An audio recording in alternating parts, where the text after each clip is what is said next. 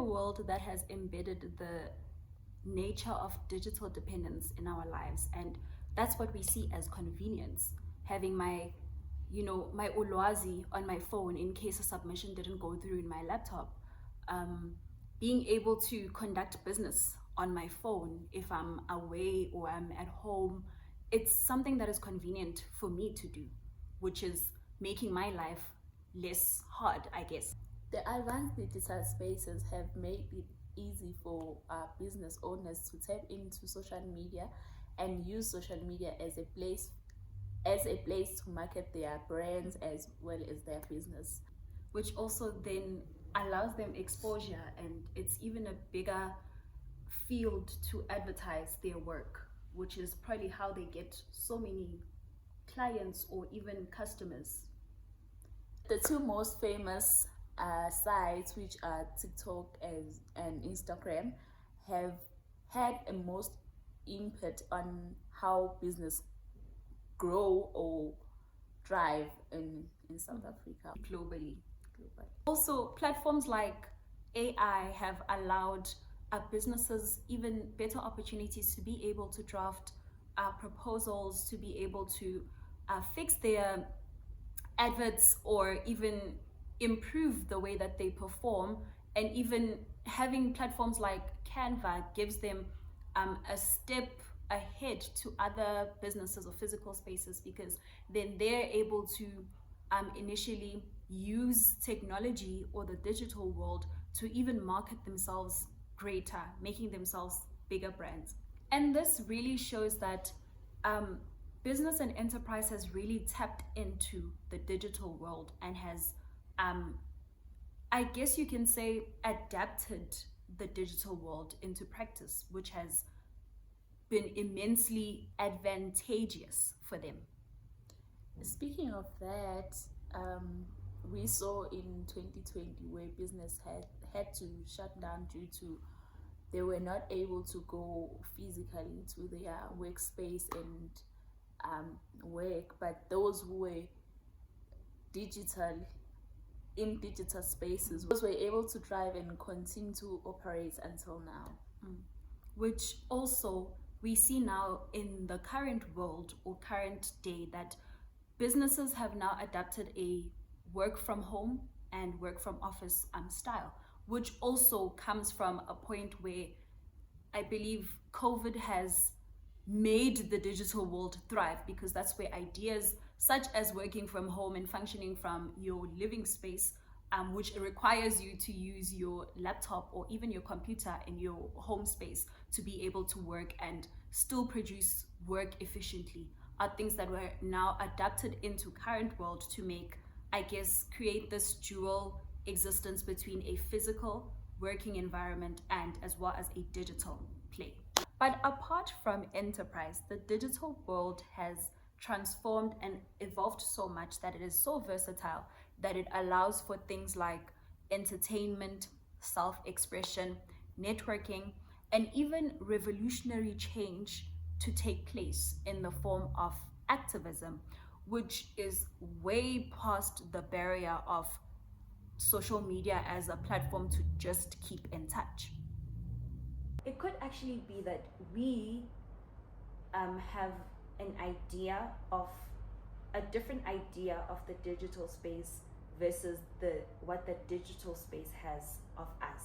In this, I mean that we think that the digital space is making life easier for us, but we don't realize that in that perception, it actually is reducing our ability to function as like a physical human being. Like for me to sit down and read 100 pages of a report and be able to write on it, because I'm trusting AI to do it for me, because Copilot is there to do it for me. I'm not really engaging things the way I'm supposed to naturally do it. So it almost seems like it's actually making things easier for me, but it's actually almost detaching me and making it very hard to form relationships, to form real-time or real-life experiences with people, because it's almost like I live behind the screen. I never get to physically obtain or hold that sense of yo kunjani e cotton fest, Or what does it feel like to go out with my friends and late night and party? I don't party, sorry. But yes, what does it really feel like? So now,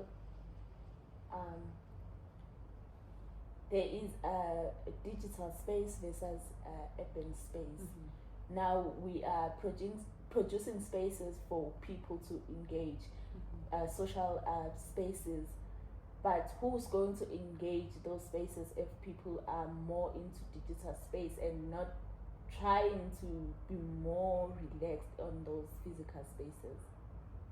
So even though the digital world is so versatile and it's allowing us to have tangible convenience in terms of everyday life, there are also a lot of challenges that are associated with it. Over dependence on a platform like AI, which produces information in a way that is not clearly defined, which can allow for errors to take place within the process of or the procedures of business and enterprise. While we focusing more on the use of AI, we tended to have challenges of not being able to reflect on what we are doing because we're not putting much of thinking into it, which reduces our sense of creativity. And the ability to also generate ideas based on our knowledge, read information, and I guess limits the process where our brains actually take in that information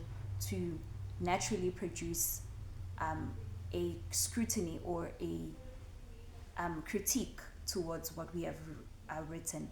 Because we are so overly dependent on artificial intelligence to produce such information for us, it kind of makes us lazy, and it reduces our ability to process, as she said, process what we have read and engaged. Another challenge that we face or that may emerge from the use of social media or digital, being more on digital spaces, are the lack of being able to have a conversation face to face with someone.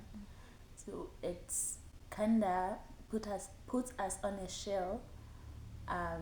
We not exposed, or some people who depend more on social media are not more exposed on having those conversations. The use of language on social media kind of give the exclusion for people who are not in social media because they do not understand what is going on or what are you talking about. Also look at how we use AI. Yeah. It doesn't give us the ability to read or to understand things that we take from AI. It reduces our capacity of thinking, the critical thinking part, because already the AI will generate whatever you want. Yes, whatever you want for you. Which maybe creates the, what do you call it?